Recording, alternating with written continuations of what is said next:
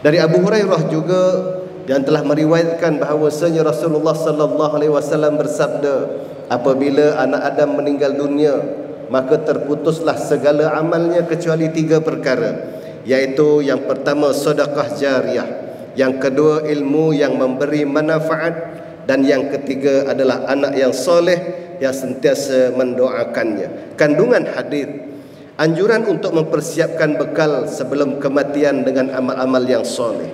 Amal-amal soleh yang manfaatnya tetap berlanjutan setelah orangnya meninggal dunia, maka pahalanya tetap mengalir kepadanya, iaitu kepada si pewakaf ataupun si mati. Anjuran agar melaksanakan amal kebajikan dengan secara yang wakaf, seperti membangunkan masjid, madrasah, ataupun membuat sesuatu sumur atau menanam pohon, semuanya itu merupakan sedekah jariah. Dan disunahkan mengajarkan ilmu dan menyusun kitab-kitab yang bermanfaat kepada orang ramai. Itulah di antara ilmu-ilmu yang memberi manfaat, yang pahalanya tetap berlangsung sepanjang zaman.